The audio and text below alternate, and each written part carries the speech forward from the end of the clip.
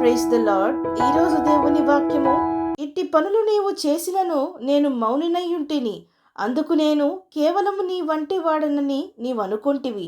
అయితే నీ కన్నుల ఎదుట ఈ సంగతులు నేను వరుసగా ఉంచి నిన్ను గద్దించెదను. కీర్తనల గ్రంథము 50వ అధ్యాయము 21వ వచనము. ప్రజలారా, మన దేవుడు భక్తిహీనులను గూర్చి ఈ విధంగా అంటున్నాడు.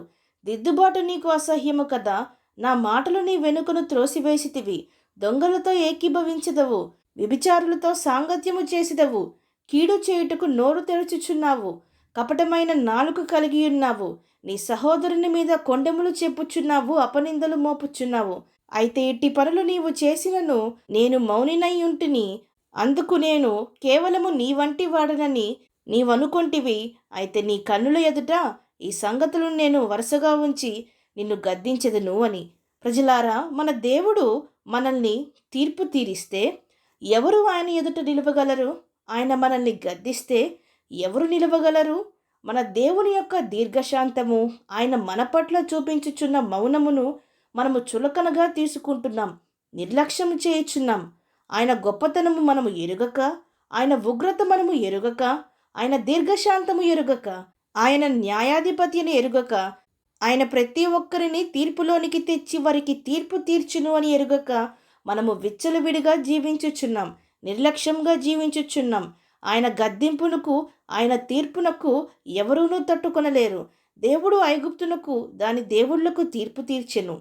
ఏలయనగా తమ బిడ్డల చేత వెట్టి చాకిరి చేయించినందున, కఠినంగా బాధించినందున, హింసించినందున దేవుడు 10 భయంకరమైన తెగుళ్లు పంపించి ఆ దేశమునకు తీర్పు తీర్చి వారి బిడ్డలను ఆ దాస్యమనే కాడి క్రింద నుండి వెలుపలికి రప్పించెను. మరి అట్టి దేవుని తీర్పు మన యొద్దకు వస్తే, ఆ తీర్పులో మనము పాలిభాగస్తులమైతే ఎంతో భయంకరము.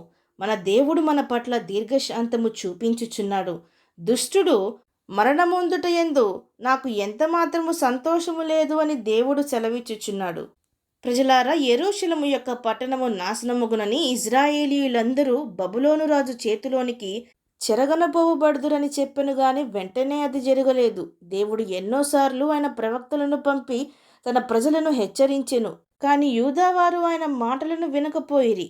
ఆయన మాటలు కలిగిన పత్రములను కాల్చివేసిన దేవుడు ఇంకను వారి హృదయాలు ఆయన తట్టు తిరిగి మారుదురేమో అని కనిపెట్టి ఉండెను. అనేకసార్లు వారిని హెచ్చరించెను, వారు విననొల్లకపోయిరి. దేవుడు చెప్పినట్టు ఆ దేశమునకు జరిగెను. గనుక నీ ప్రజలారా, అసలైన ఉగ్రత తీర్పు అంత్యదినమున రాబోచున్నది. దానికి తట్టుకొని వారు ఎవరూనూ లేరు. కాబట్టి మన చెడుతనమును, మన భక్తిహీనతను, లోబడనొల్లనితనమును, మన చెడ్డ దుష్ట స్వభావమును విడిచిపెడుదాం. అట్టి స్వభావమును మార్చుకుందాం. దేవుని సహనమును పరీక్షించేవారంగా కాక, ఆయన మన పట్ల చూపించే సహనమును వృధా చేసుకునేవారంగా కాక సద్వినియోగపరుచుకుందాం. మారు మనస్సు పొందుదాం. దేవునికి ఇష్టలుగా జీవిద్దాం. అవును అన్నవారు నాతో పాటు ప్రార్థనలో ఏకీభవించండి. ప్రార్థన. పరిశుద్ధుడా, ప్రేమగల తండ్రి, ఈరోజు మీరిచ్చిన ఈ వాక్యమును బట్టి మీకు స్తోత్రములు దేవా. ఎంతగానో మమ్మును, మా చెడుతనమును, మా కపటమును, వేషధారణతనమును, భక్తిహీనత జీవితమును భరించి ఓర్చుకుంటున్నారు. మేము మారుతామని, మా దుష్టత్వము నుండి తొలగిపోతామని, మా భక్తిహీనత జీవితంను విడిచిపెడతామని తండ్రి, మా పట్ల, ఈ లోకము పట్ల దీర్ఘశాంతము వహించుచున్నారు. దేవా, మీకు లెక్కించలేని స్తుతులు, స్తోత్రములు.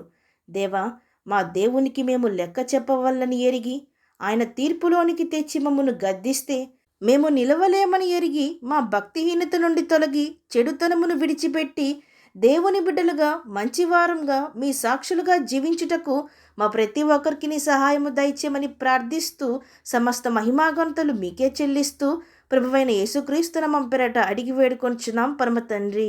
ఆమేన్.